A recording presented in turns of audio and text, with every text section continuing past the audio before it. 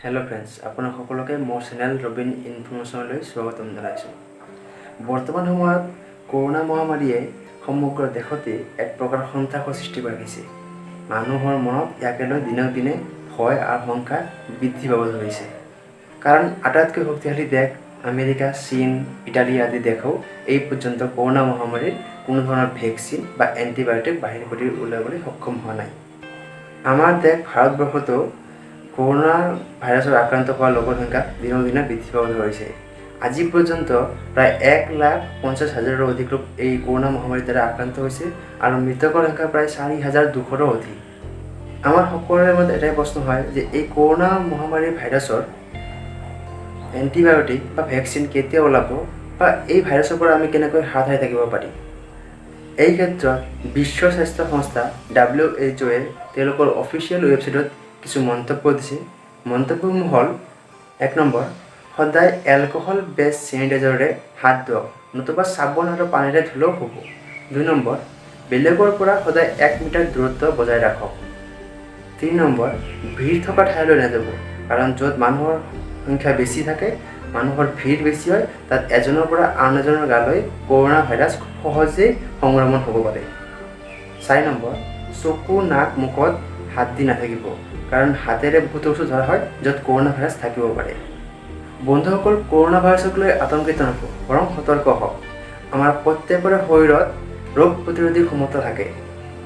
এনেকুৱা কিছুমান খাদ্য বা আহাৰ আছে যিবোৰ খালে আমাৰ দেহত ইমিউনিটি ছিষ্টেম বা ৰোগ প্ৰতিৰোধী ক্ষমতাটো বৃদ্ধি পায় আৰু নেচাৰেলিভাৱেও আমি এই ৰোগ প্ৰতিৰোধী ক্ষমতাটো বঢ়াই ল'ব পাৰোঁ। প্ৰথমে আহিছোঁ খাদ্যভাগলৈ।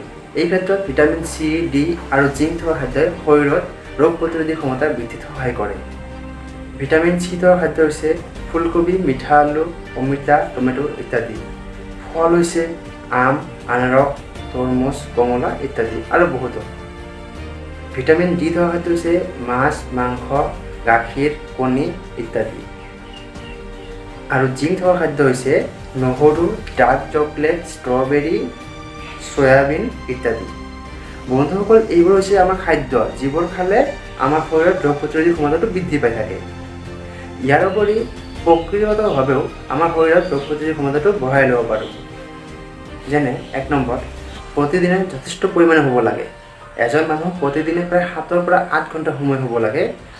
এজন মানুহ যথেষ্ট পৰিমাণে শুলে তেওঁৰ গাত ৰোগ প্ৰতিৰোধী ক্ষমতাটো বৃদ্ধি পাই থাকে। 2 নম্বৰ, শাৰীৰিক ব্যায়ামৰ দ্বাৰাও আমাৰ শৰীৰত ৰোগ প্ৰতিৰোধী ক্ষমতাটো বৃদ্ধি পাই থাকে। যেনে প্ৰতিদিনে খোজ কঢ়া, দৌৰা, সাঁতোৰা, চাইকেল চলোৱা আদি কৰি থাকিলেও আমাৰ দেহত ৰোগ প্ৰতিৰোধী ক্ষমতাটো বৃদ্ধি পায়। 3 নম্বৰ, বন্ধুসকল, মানসিক চাপেও আমাৰ শৰীৰত ৰোগ প্ৰতিৰোধী ক্ষমতা বৃদ্ধিত সহায় কৰে।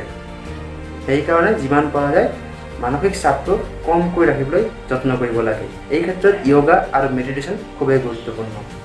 বন্ধুসকল, এইবিলাক খাদ্য আৰু শৰীৰচৰ্চা নিয়মিতভাৱে মানি চলিলে আমাৰ দেহত ইমিউনিটি ছিষ্টেম, ৰোগ প্ৰতিৰোধী ক্ষমতাটো যথেষ্ট বৃদ্ধি পাই থাকিব, যাৰ দ্বাৰা আমি যিকোনো ধৰণৰ ভাইৰাছ বা কৰোনাৰ দৰে ভাইৰাছৰ পৰা বহু পৰিমাণে হাত সাৰি থাকিব পাৰোঁ।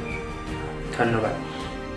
বন্ধুসকল, ভিডিঅ'টো ভাল লাগিলে লাইক কৰিব। এই ক্ষেত্ৰত আপোনালোকৰ কোনো ধৰণৰ মন্তব্য থাকিলে তলত কমেণ্টত জনাব। আৰু আপুনি যদি মোৰ চেনেলত নতুনকৈ আহিছে তেতিয়াহ'লে ছাবস্ক্ৰাইব কৰি বেল আইকনটো প্ৰেছ কৰি দিব, যাতে আপুনি মোৰ কোনো ধৰণৰ ভিডিঅ' মিছ কৰি নাযায়। ধন্যবাদ। Bye bye.